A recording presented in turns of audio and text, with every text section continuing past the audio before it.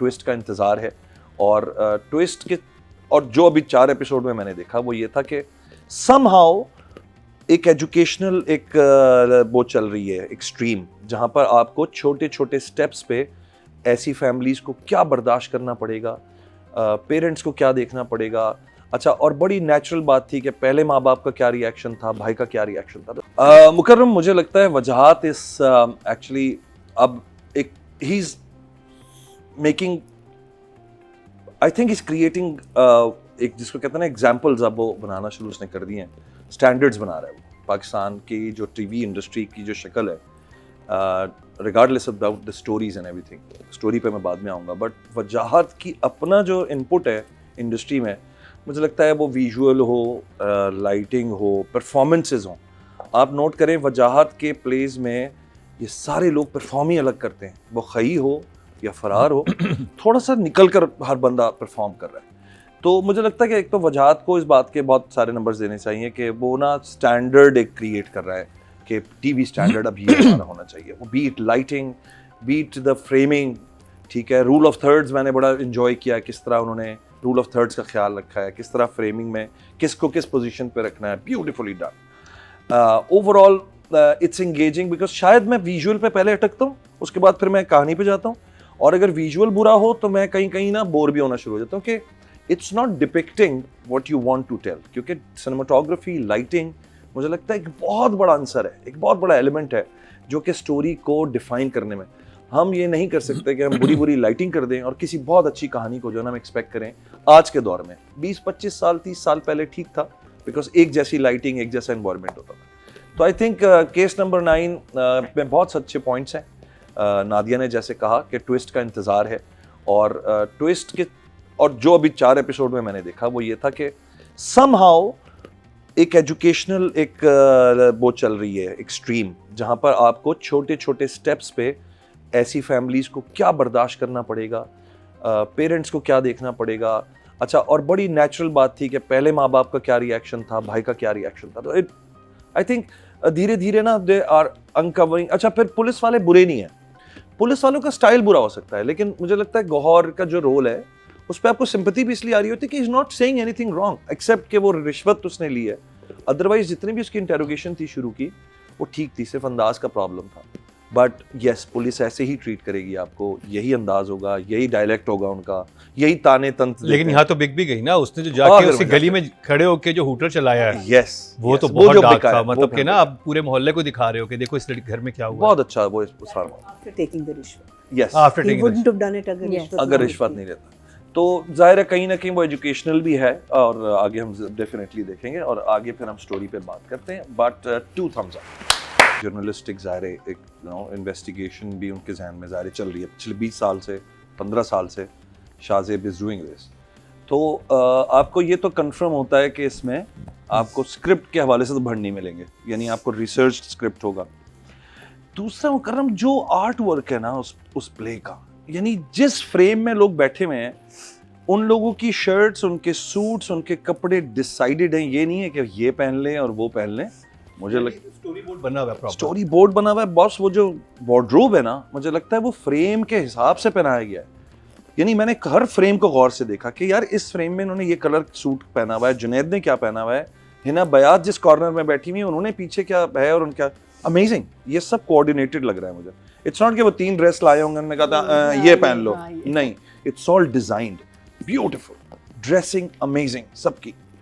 जुनैद को पहली बार मुझे लगता है केम आउट, है ना, लगता है जैसे पहली दफा आप ना जुनैद को देख रहे हैं कि यार ये बंदा कौन है।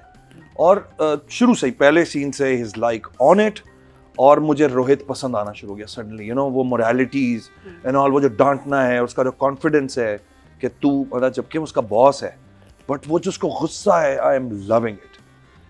और बॉस हैबिचुअल है, पहले भी कर चुका है, क्योंकि वो 2 दफा कहते हैं कि इसने फिर वही हरकत की है। बॉस है या इज ही हिज पार्टनर कुछ ऐसा ही है, बिजनेस थोड़ा सीनियर टाइप है, वो सीनियर है, कोई मेरे ख्याल में हायर या इसकी कंपनी छोटी कंपनी है, उसकी कंपनी बड़ी कंपनी, तो आपस में बिजनेस करते हैं। हाँ, तो वो कहीं ना कहीं दबाव में तो है उस चीज के।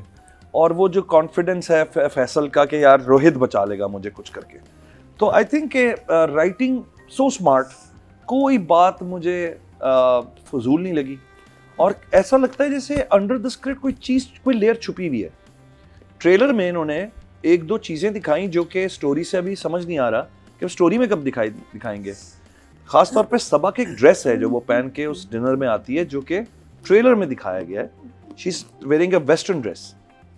ऑन द अदर साइड जब वो आई है डिनर पे तो उसने शलवार कमीज पहनी हुई है, बिल्कुल she is covered and all that. But trailer में अगर आप गौर करें, she is wearing a polka dot type एक ड्रेस है जो उसने पहना हुआ है, वेरी मॉडर्न। तो वो नैरेटिव में कब आने वाला है, वो भी एक ना एक लेयर लगती है, वो किस चीज का वर्जन है। तो ऐसा लगता है there will be versions of this story, मुझे ये लगता है, which is an amazing way of actually depicting a story. When Netflix में होता है ना कि suddenly एक बंदा होता है और फिर एक वर्जन होता है कि यार आप उसकी स्टोरी सुनाएंगे। मरीना जी कानों से हाथ निकाल, वो फ्यूचर की बात कर रहे नहीं, वो फ्यूचर में वो प्रिडिक्ट कर रहे हैं कि ऐसा भी हो सकता है, ऐसा भी हो सकता है। नहीं, वो एक्चुअल नहीं है, मतलब वो जैसे मैं कहूँ कि शायद ये हो जाए, शायद हो जाए, वो मुझे लग रहा है कि शायद जैसे लेयर्स होती है ना कि आपको लगता है किसी के पर्सपेक्टिव से भी एक स्टोरी सुनाई जाएगी। हाँ, no, that's a very interesting angle, a very interesting angle. Multiple versions of an event. क्योंकि ये भी इसमें एक और चीज भी थी कि उसमें वो कहती हैं कि पहले भी तो इसने बदतमीजी की थी, यानी पहले भी एक इंसिडेंट हुआ था, अभी वो चलना है, वो भी आना है, पीछे की स्टोरी तो भी सारा आएगा ना। हाँ, वो तो आएगा कि पहले क्या होगा, वो अनफोल्ड होगा। ये तो सारा कोर्ट केस में होगा। Yes. तो मुझे लगता है मुकर्रम जो I think is one of the smartest drama that we can see right now on Yeah, TV. the smartest writer and the smartest director we have. Amazing. और मुझे लगता है जैसे अभी नादिया ने कहा Netflix, क्योंकि हमने एक बना लिया क्राइटेरिया, बट ये HBO पे भी चला लेना तो इसने हिट होना है। आप इंग्लिश में, अरबिक में, चाइनीज में, किसी में भी any platform. Any platform. I'm loving it. Netflix Numbers. is the same Numbers as- he 10 out of 10. वाह भाई वाह, फ्लॉलेस था इसमें। फैसल के अंदर जो दोनों चीजें हैं, यानी वो चाहता तो वो उसको एक एंटागनिस्ट बना के रखता अपनी शक्ल से, बट आप देखें वनरेबल लग रहा है, वो घबराया हुआ लग रहा है, उससे लग रहा है कि गलती हो गई है और अब वो पछता रहा है। और सडनली उसको आइडियाज आते हैं कि पैसे दे देते हैं यार, यूं कर देते हैं, उससे बात कर लेते हैं, इससे कर लेते हैं। पहले वो 5,000 रुपए देता है कंजूस हाँ, बेस्ट था। ये कहता नहीं मैं कि चिल्लड़ आपको पे- पानी। चिल्लड़ नहीं कहता मैं किराया चिल्लड़ दे पे रहा नहीं था ना चलता। हाँ, कि मैं चिंदी चोर नहीं हूँ। तो मुझे लगता है कि वो जो मेच्योरिटी आ गई है ना इस, और देखें अगेन फिर मैं कहता हूँ डायरेक्टर का काम यही है कि डायरेक्टर ना वो जो गरारियाँ होती हैं एक्ट्रेस की, उनको उस मशीनरी को जो सोई हुई होती है दूसरे ड्रामों में, वो पूरी मुकम्मल मशीनरी को एक्टिव कर देता है। तो आपको पता चलता है कि यार इस कैरेक्टर का या इस एक्टर का जो पोटेंशियल है वो इतना है। तो वो कौन होता है? वो डायरेक्टर है जो वो एंकर डाल के खींचता है फिर आपको अंदर से। तो वजाहत में मैंने देखा है, ये कमाल बात है। और मैं कहता हूँ यही डायरेक्टर्स होते हैं जो आपके अंदर से ये ना हो कि मैं स्क्रिप्ट दे दिया, याद कर लें बिकॉज ऑफ फैसल कुरैशी हैं या बिकॉज ऑफ सबा कमर है तो आप तो कर ही लेंगे। ये नहीं है। डायरेक्टर की अपनी एक क्रोनोलॉजी जो साथ जुड़ी होती है वो है। फैसल मुझे लगता है इसमें एक जो डायमेंशन है दोनों चीज़ों का, फिर फ्रेम्स बड़े मज़े के, यानी जिस तरह एक्सट्रीम क्लोजअप्स पे जाके फजहात ने शूट कहीं किया हुआ ना, 85 का ब्लेंस मुंह पे चढ़ा हुआ है, इतना क्रॉप हो रहा है sir, I love it, it's like pure cinema. एकदम से फैसल के सामने आना 24 का फ्रेम में, एकदम से आके ना फोकस में एक जुमला कहना। सो आई लाइक द वे उसने ना ये नहीं किया कि रखा और 12 जुमले बस एक फ्रेम में बोल रहे। अच्छा, अगर हेडरूम ना भी हो तो खैर है, थोड़ा सा सर कट भी रहा हो तो खैर है, सर कट सकते हैं, चिन ना कटे। अच्छा, जब आप बहुत वो आपने थर्ड रूल वाली क्या बात की थी? रूल ऑफ थर्ड जो होता है ना, हाँ, रूल ऑफ थर्ड वो क्या होता है, ऑडियंस के लिए बता दो। बेसिकली रूल ऑफ थर्ड ये होता है कि जब आपका फ्रेम एक बना हुआ होता है तो उसमें आप जब जहाँ लेफ्ट राइट आप देख रहे होते हैं ना, जैसे मैं आपको देख रहा हूँ, तो एक सेंस ऑफ आपको डिस्टेंस या सेंस ऑफ स्पेस क्रिएट करनी होती है। मैं अगर यहाँ बैठ के आपको देख रहा हूँ तो ये जो लेफ्ट का फ्रेम है ये सारा एम्प्टी होगा, तो ऐसा फील होता है दैट यू आर नाउ। लेकिन इन्होंने थोड़ा थोड़ा इस चीज़ को ब्रेक भी किया। इन्होंने क्या किया, इन्होंने एज ऑफ द सेंट उस पर रखा फ्रेम में और कहीं और दिखाया, तो लेफ्ट वाली जगह एम्प्टी पीछे छोड़ दी। दैट इज़ वेरी, ये वो डायरेक्टर्स या डीपीज करते हैं जिनको अपने काम पे बहुत, अपने क्राफ्ट पे कंट्रोल होता है, वरना ये हर आदमी नहीं कर पाता। आपका वही सिंपल होता है, बीच में रखो सबको। तो रूल ऑफ थर्ड क्या होता है कि आप एक फ्रेम है उसके एक थर्ड लेफ्ट पे या थर्ड राइट पे कॉर्नर्स पे आप रखते हैं दोनों फ्रेम्स को, और फिर आप वो जो स्पेस होता है एम्प्टी स्पेस, उससे you create that sense of space. So आपका nice. जब अच्छा, हमारे भी ना खानदान में रूल ऑफ थर्ड था जब हम छोटे थे। खानदान जी जी जी खानदान फैमिली में, कोई फैमिली में खाना हो कुछ हो तो तीसरी दफा नहीं ले सकते थे आप प्लेट में, कुछ नहीं डाल सकते। रूल ऑफ सेकंड था वो। और एक बार चिकन ले ली, चिकन का पीस एक दफा ले लो, दूसरी दफा ना ऐसे हो जाते थे सारे रिश्तेदार। नादिया बेटा, वैसे माशाल्लाह और आपने third कहा time- की बात कहा मुझे याद है Rule of third। कि थर्ड टाइम आप जो है ना चिकन नहीं ले सकते थे और मीठा भी नहीं ले सकते थे हम। पहली दफा बड़ी बोटी फिर छोटी बोटी हाँ, फिर तो तीसरी दफा अंग्रेजी में गर्दन। अंग्रेजी में कहते हैं फैमिली होल्ड बैक। ये हमारे यहाँ ये हमारा रूल ऑफ थर्ड है जी। तो फैसल ने बहुत अमेज किया है। सबा शुक्र है जमुना बाजी ने कप उठा के नादिया के सर पे नहीं दे पाया कि मैं इतनी टेक्निकल चीज ऑडियंस को समझा रहा हूं की बोटी बीच में आ गई। बड़ी आप बोटियों में आ गई। ही अंडरस्टैंड्स मी, एकदम स्विच कर जाता है यहाँ से वहाँ। खैर है, Shamoon understands the Italian stallion. तो भाई मैं तो दोनों को क्या, मैं तो सबको ही टेक्निकली सब। इवन जुनेद, गौहर, मनीषा मीन, नवीन।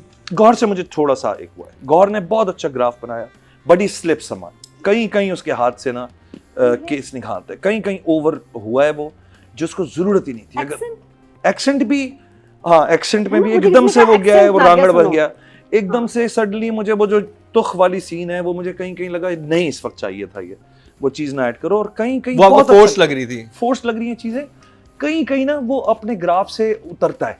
मुझे लगता है वो उस कंफ्यूजन में है कहीं के मुझे कहाँ इसको सस्टेन करना है। देखो already script is saying so much, you don't have to add too much out of it. You get my point. होता क्या है कि कभी आपको इस तरह के रोल मिलते हैं तो आप खामखा थोड़े ज्यादा ऐसे होने शुरू हो जाते हैं। You add too much in it. मुझे लगा कि इसको थोड़ा सा एक नॉच नीचे भी कर देता ना ये, इट वाज फाइन, बिकॉज हर आदमी इतना कंट्रोल्ड काम कर रहा है। अच्छा उसने शायद ये सोचा होगा यार ये करप्ट पुलिस वाला एक टिपिकल स्टिग्मा हमने दिखाना है, वही अंदाज रखो, वही चीजें रखो, वरना ऑलरेडी स्क्रिप्ट में बहुत कुछ होता है। तो when you playing the villain, आज के दौर में इस बात का ख्याल रखें, डोंट ओवरडू इट।